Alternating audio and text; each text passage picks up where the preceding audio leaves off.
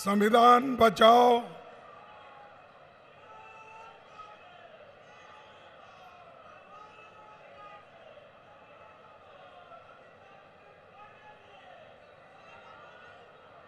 संविधान बचाओ। ये जो सभा है, इसमें उपस्थित और अभी हमारे नेता राहुल गांधी जी ने जो बात की है, उनको मैं अपने पार्टी के ओर से उनका स्वागत करता हूं। इसी मंच पर बैठे हुए केसी वेणुगोपाल जी, अजय कुमार, लालू जी, भक्त चरणदास जी, रामचंद्र कदम जी, निरंजन पटनायक जी, प्रसाद हरिचंद्र जी और श्रीकांत जेना जी, जयदेव जेना जी और सप्तगिरी उल्का जी, शाहनवाज चौधरी जी और इस मंच पर बैठे हुए सारे मेरे भाइयों और दूर दूर बैठे हुए मेरे माताएं, बहनें, किसान भाइयों, आदिवासी बंधुओं, दलित बंधुओं और मीडिया के मेरे दोस्तों, ओडिशा एक बहुत बड़ा महत्व रखने वाला राज्य है। सबसे पहले मैं हमारे महान नायक उत्कलमणि गोपबंधु दास जी को नमस्कार करता हूं। बैरिस्टर मधुसूदन दास और यहाँ के सभी महान सेनानियों को श्रद्धांजलि अर्पित करता हूं, जिन्होंने देश के आज़ादी के लिए लड़ी है और अपना आवाज़ देश के आज़ादी के लिए उठाई है।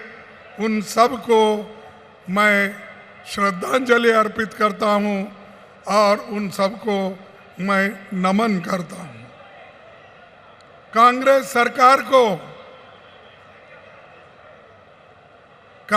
सरकार यहाँ पर जब थी और केंद्र में जब थी, तब यहाँ पर प्रदीप पोर्ट,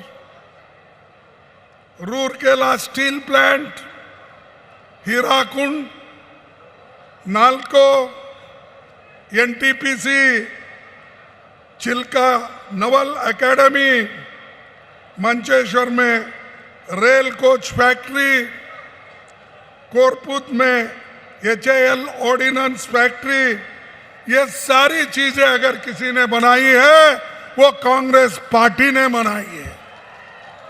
मेरे को बताओ, मोदी जी कौन सा फैक्ट्री यहां पर लाए हैं? क्या काम उन्होंने किया है हमारे ओडिशा के जनता के लिए? भाइयों, भुवनेश्वर में एम्स और निसीर इंस्टीट्यूट ऑफ फिजिक्स और कई शिक्षा संस्थान हमने कायम किए हैं। कलाहंडी,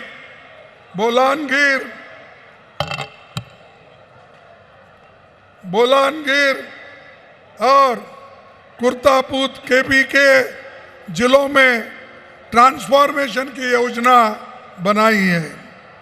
नेहरू जी के प्रधानमंत्री काल में भुवनेश्वर को अगर राजधानी किसी ने बनाई, वो पंडित जवाहरलाल नेहरू जी ने बनाई। ये कोई नहीं थे। आज जो बीजेपी को लोग उड़ उड़ के बात करते हैं, इनका कंट्रीब्यूशन भुवनेश्वर के लिए, ओडिशा के लिए जीरो है। जीरो है ना? अरे ये बगैर काम करे मुफ्त में प्रचार लेना चाहते हैं, लेकिन हम लोग ओडिशा के जनता के साथ खड़े होकर ओडिशा के लिए कांग्रेस ने काम किया और आज इसी वजह से ओडिशा में इतने बड़े बड़े पब्लिक सेक्टर आए। लेकिन मोदी जी कोई काम न करते हुए आपने जो कमाया था और कांग्रेस पार्टी ने जो दिया था उस सब को मोदी बेच रहा है। एयरपोर्ट बेच रहा है, माइंस बेच रहा है, जंगल काट रहा है, जमीन बेच रहा है और पानी भी दूसरों को दे रहा है। अभी जैसा राहुल जी ने कहा, जंगल, जमीन, जल, ये सभी मोदी जी अपने मित्रों को दे रहा है। लेकिन यहां की सरकार अब की नींद कर रही है, पहले की भी नींद कर रही थी। अरे हम तो वैसे लोग हैं, काम करके दिखाते हैं, सिर्फ नाम के नहीं हैं हम। यहाँ के लोगों के प्रगति के लिए, उन्नति के लिए बहुत कुछ काम कांग्रेस ने की है। लेकिन मैं एक चीज आपको बताना चाहता हूं,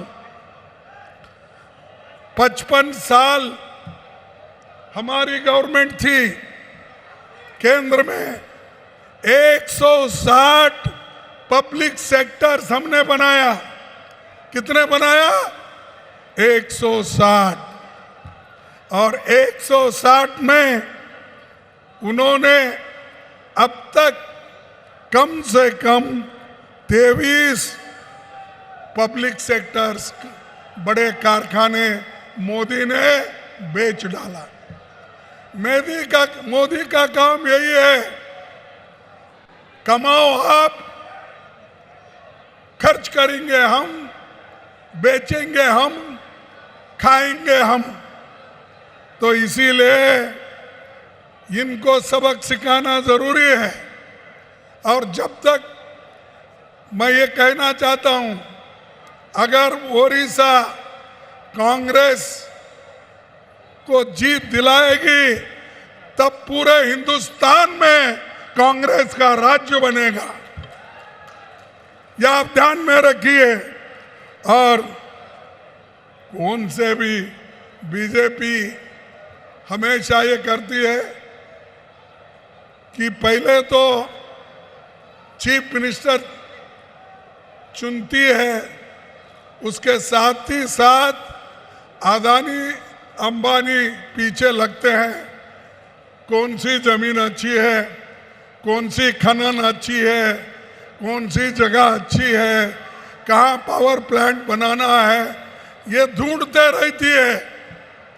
तो इसीलिए इन लोगों को हम सबक सिखाना है।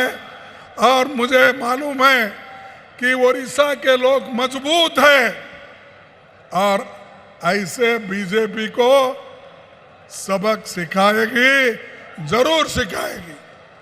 मैं अपने नौजवानों से मैं ये बात कहूंगा कि जो कांग्रेस ने फॉरेस्ट एक्ट लाया, सोनिया गांधी जी ने लाया और 2006 में लाया, आज उसको कमजोर मोदी सरकार कर रही है। अरे ये तो आपका जीने का मरने का सवाल है। फॉरेस्ट एक्ट किसके लिए बनाई? सोनिया गांधी जी ने गरीब की रक्षा करने के लिए, आदिवासियों की रक्षा करने के लिए। लेकिन अगर उसकी हिफाजत आप नहीं करेंगे, आपको बहुत बड़ा आपके ऊपर दोष आएगा। इसीलिए आपको लड़ना होगा, सब मिलके कांग्रेस पार्टी को मजबूत बनाना होगा। ये मैं आपसे विनती करना चाहता हूं।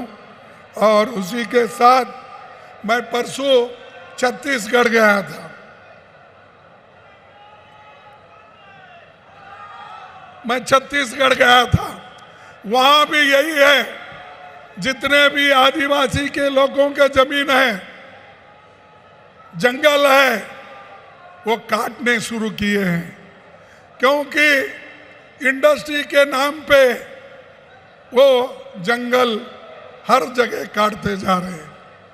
तो ये दोस्तों, मैं आप सबको यही कहूंगा, मोदी का एजेंडा ये है कि इस देश के संविधान को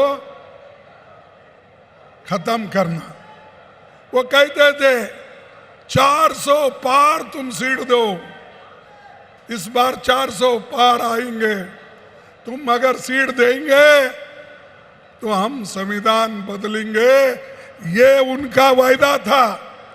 अगर संविधान बदल गया, याद रखो, आप लोगों को जो पंडित जवाहरलाल नेहरू, डॉक्टर अंबेडकर, महात्मा गांधी जी, इन्होंने जो अडल्ट फ्रेंचाइज, नौजवानों को, बूढ़ों को और सभी लोगों को जो वोटिंग का अधिकार दिया है, वो अधिकार इनके गवर्नमेंट में छीन लिया जाएगा। ये कोशिश हमेशा उनकी रही है। आज भी देखिए, अभी हमारे नेता जिक्र किए, राहुल गांधी जी ने, महाराष्ट्र में अब जो सरकार बनी है वो चोरी की सरकार है, वो चोरों की सरकार है।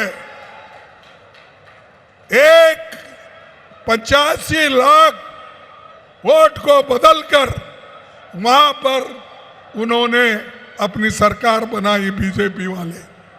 आज वही कोशिश, कल जो राहुल गांधी जी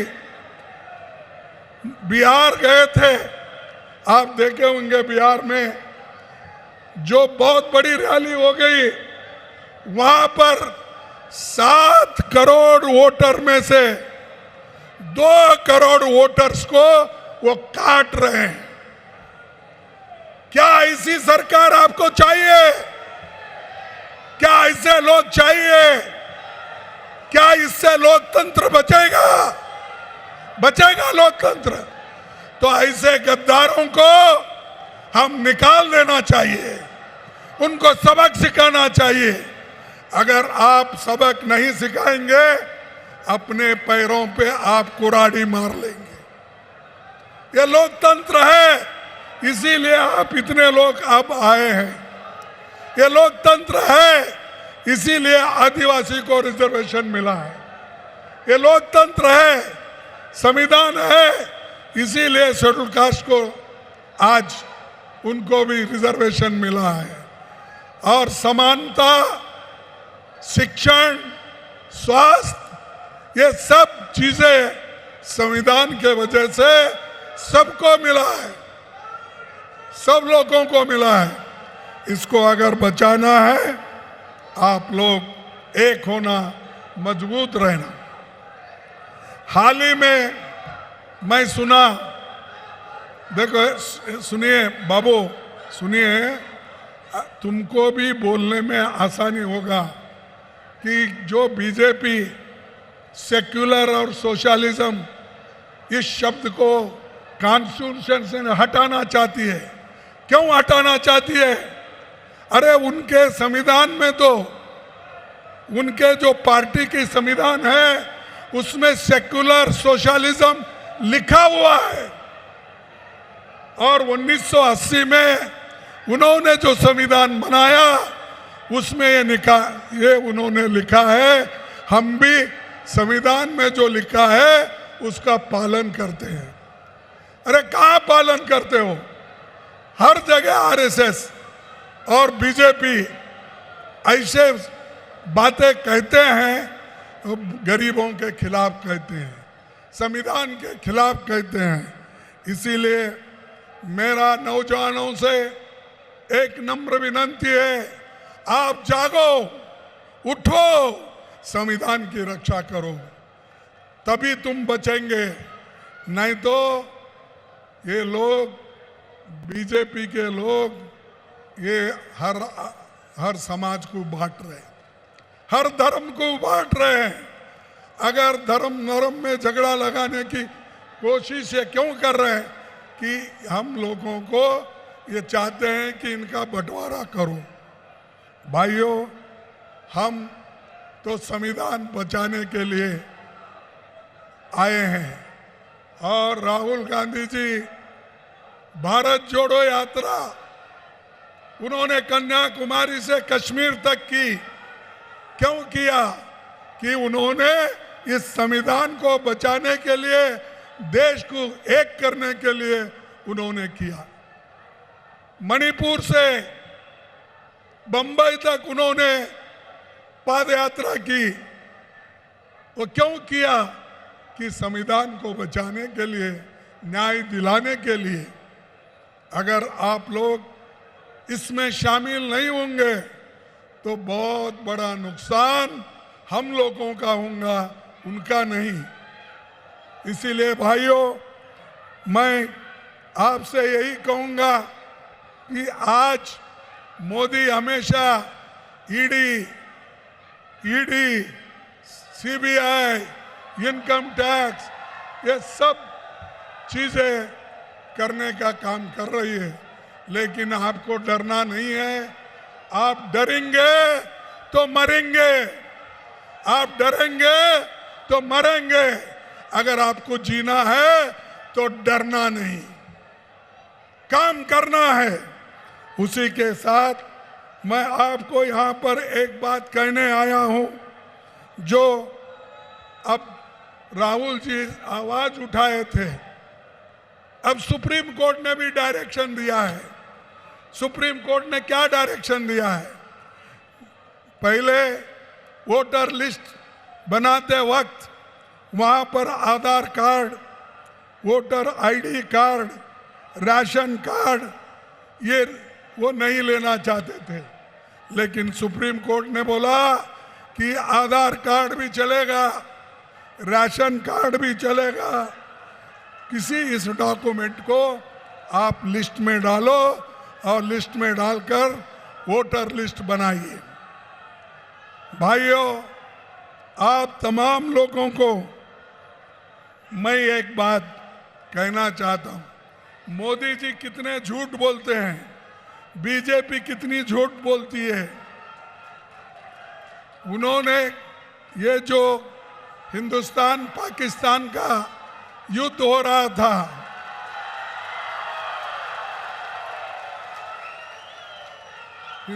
हिंदुस्तान पाकिस्तान का जो युद्ध हो रहा था, उस वक्त उन्होंने कहा, ट्रंप ने कहा कि मैं हिंदुस्तान और पाकिस्तान की लड़ाई खत्म किया हूं।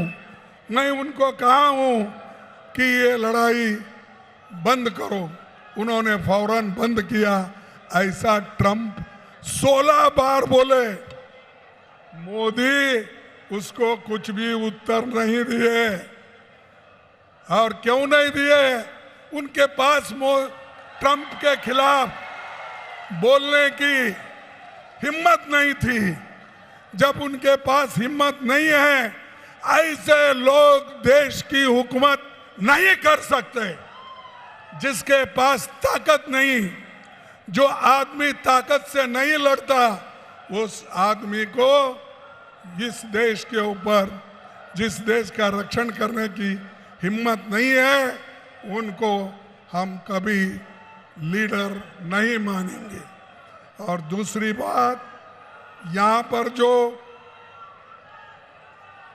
मोदी जी ने बहुत सी बातें करके गई, अभी भी करते हैं कि भाई डबल इंजन सरकार आई है। डबल इंजन सरकार क्या है भाई? कौन सा काम कर रहे हैं? अरे डबल इंजन की सरकार तो अदानी को जमीन दे रही है, पीयूसी बेच रही है, सब चीजें अमीरों के लिए हैं, इस ओडिशा के गरीबों के लिए कुछ नहीं है। मैं एक दलित कम्युनिटी से आता हूं, मेरे को दर्द है, क्योंकि ये संविधान बचा तो ही मैं बचूंगा। दलित बचेंगे, आदिवासी बचेंगे, नौजवान बचेंगे, महिला बचेंगे, किसान बचेंगे। दूसरों की इसकी फिक्र नहीं है। क्यों फिक्र नहीं? वो खा पी के मजे में है, उनको कुछ चाहिए नहीं।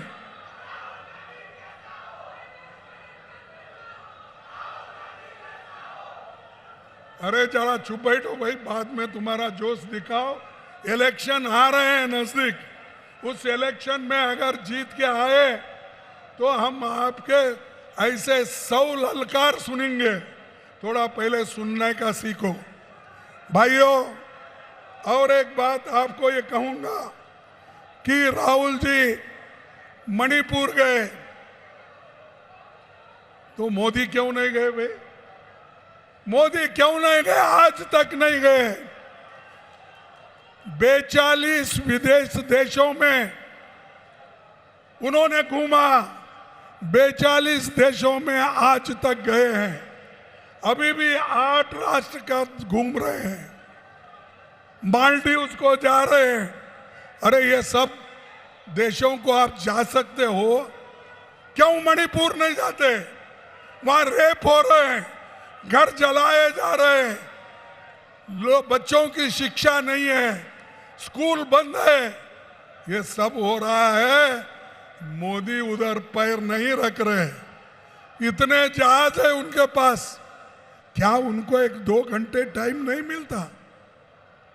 आपको पाकिस्तान के लोगों को बिन बुलाए जाकर उनसे गले मिलते हो, हर लीडर से जाकर गले मिलते हो, तो क्या आपको मणिपुर के महिलाओं का रक्षण करने के लिए, महिलाओं को, बच्चों का रक्षण करने के लिए, वहाँ के जो इतनी भारी आपस में लड़ाई चल रही है उसको शमन करने के लिए आप क्यों नहीं जाते?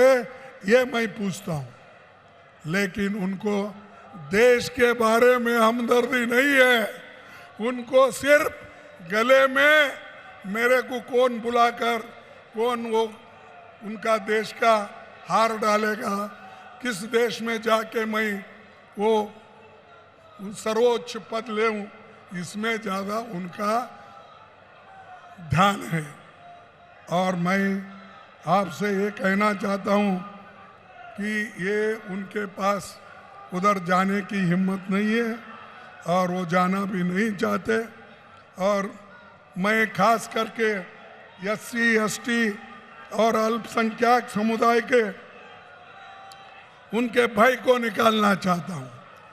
मैं चाहता हूँ आदिवासी भाइयों, शेड्यूल्ड कास्ट के लोगों, किसान के जितने भी लोग हैं और युवक हैं, आपको लड़ने का सीखना चाहिए। आप लड़ना चाहिए। और मैं यही कहीं दलित लोगों से भी कहूंगा, आदिवासियों से कहूंगा कि तुम अगर लड़ेंगे नहीं तो तुम निश्चित रूप से मरेंगे। तुमको दबाने वाले लोग हैं, तुमको दूर रखने वाले लोग हैं, मनुस्मृति को लाके तुमको मंदिर से दूर रखते हैं, तुमको हर देवल से दूर रखते हैं। मैं हाल में सुना यहाँ पर जो एक हालात हो गई,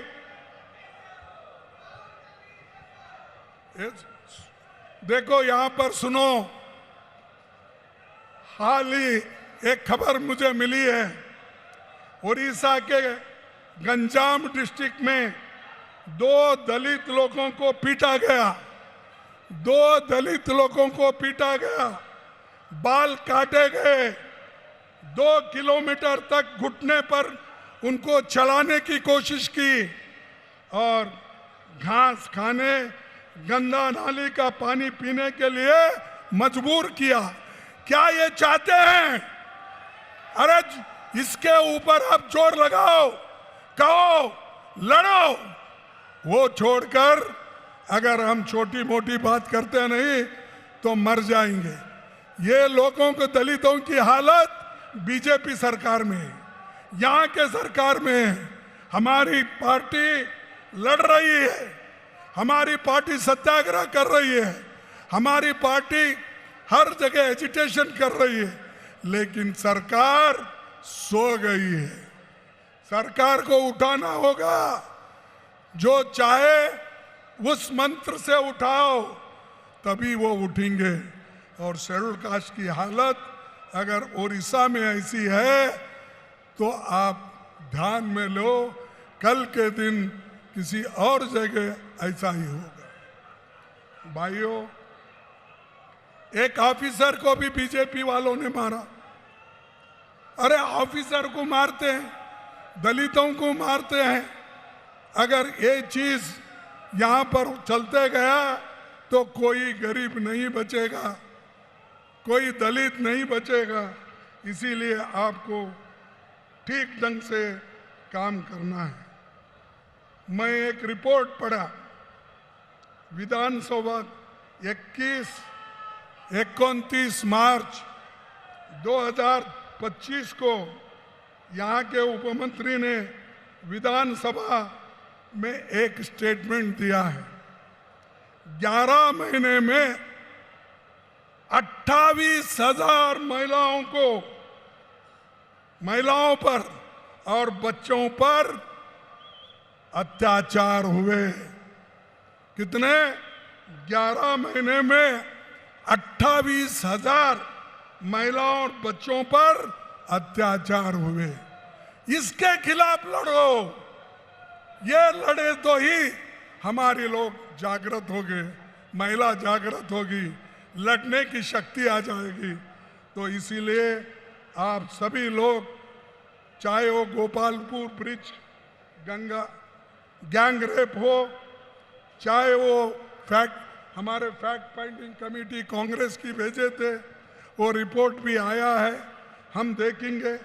उसके बाद में सदन में भी इस बात को हमारे लोग उठाए हैं और आने वाले दिनों में भी इसके बारे में ज़्यादा से ज़्यादा लोग ये सवाल को उठाएंगे। और एक मैं खास करके कहना चाहता हूँ, यहाँ पर कमीशन खोरी बहुत है।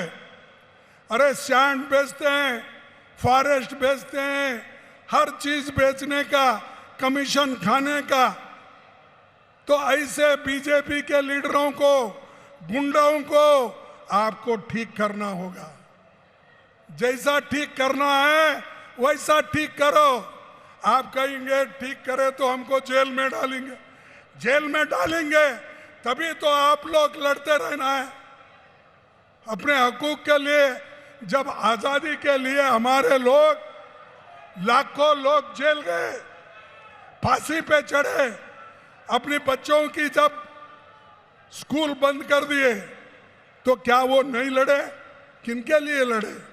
क्या ये अपनी हिफाजत के लिए, अपने हकूक के लिए आप इन गुंडों के साथ लड़ नहीं सकते? लड़ना बोले तो मैं रोज उठ के मारा मारी करो वो नहीं बोलता। लड़ना जो बापू ने हमको सिखाया है, सत्याग्रह करना, एजिटेशन करना और सब लोग मिलके काम करना। तो मैं जो अभी याद किए, राहुल गांधी जी ने भगवान जगन्नाथ की रथ यात्रा तक सरकार ने लापरवाही की। वो उसमें 3 श्रद्धालु मर गए, 50 से अधिक लोग घायल हो गए और रथ भी 2 दिन ठहरा। अमीर आने तक उसको खींचना नहीं। क्या अमीर के लिए भगवान बना है? क्या अमीर के लिए ही जगन्नाथ है? अरे भाई, भगवान सबके लिए होता है। और आज ये भगवान के नाम में भी लूट रहे हैं। ये बीजेपी का काम यही है। भगवान का राम नाम सत्य है ये बोलते हैं, और उनका काम क्या है? मुख में राम, बगल में छुरी। मुख में राम, बगल में छुरी। अरे ये बीजेपी का काम है, इनको हमको छुड़ाना है। और यहाँ पर जो हमारी नेता इंदिरा गांधी जी आई थी, आप सबको मालूम है कि इंदिरा गांधी जी ने उस वक्त क्या कहा था। उन्होंने ये कहा था कि यहाँ पर जो मैं आई हूँ, मैं उन्हीं के शब्द को मैं पढ़ता हूँ। मैं आज यहाँ हूँ, कल शायद यहाँ न रहूँ। मैं आज यहाँ हूँ, कल शायद यहाँ न रहूँ। मुझे चिंता नहीं कि मैं रहूँ या न रहूँ। मुझे गर्व है कि मैंने अपना पूरा जीवन अपने लोगों की सेवा में बिताया है। मैं आखिरी सांस तक ऐसा करती रहूंगी और जब मरूंगी तो मेरे खून का एक एक कतरा भारत को मजबूत करने के लिए लगाएंगे। कौन कहते हैं? कोई बहादुर है बीजेपी में? कोई माँ का लाल है ऐसी बात करने वाला? उन्होंने अपनी जान खोई, 30 गोलियां उनके छाती में गिरी, प्राण छोड़ी। ये है कांग्रेस, ये है कांग्रेस के नेता लोग। तो इसीलिए जो लोग देश के लिए लड़ते हैं और देश को एक रखने के लिए, हमारे राजीव गांधी जी अपनी जान खो दिए, इंदिरा गांधी जी दी, और देश के उसूलों के लिए महात्मा गांधी जी दिए। बताओ मेरे को, बीजेपी में, आरएसएस में ऐसा कोई नेता है कोई नेता? और तुम हमको सिखाते हो। तो भाइयों, मैं आपसे ये विनंती करके अपनी बात को समाप्त करूंगा। राहुल जी भी वही काम आज कर रहे हैं देश के लिए और एकता रखने के लिए, और एकता हम रखेंगे और एकता के लिए हम लड़ेंगे, मरेंगे, सब कुछ करेंगे। तो अफसोस है आज की सरकार हमारे प्रधानमंत्री सिर्फ प्रचार करने के लिए हर जगह जाते हैं। अरे भाई, वहां पहलगांव में और हमारे दूसरे जगह हमारे जो मीटिंग हो रहे हैं, उन मीटिंगों में मोदी नहीं आते, इलेक्शन में फिरते हैं। अरे जिसको देश की चिंता नहीं है वही ऐसी काम करता है।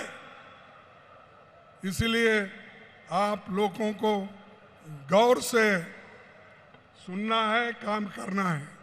और मैं समझता हूं आज ओडिशा की कांग्रेस मजबूत हो रही है, ओडिशा की कांग्रेस मजबूत हो रही है। इसीलिए मैं कहूंगा कि आप लोग मेरे साथ एक स्लोगन दीजिए, जय कांग्रेस। क्या आज सुबह नाश्ता नहीं करे क्या आप लोग? जय कांग्रेस, जय कांग्रेस, जय हिंद, जय हिंद।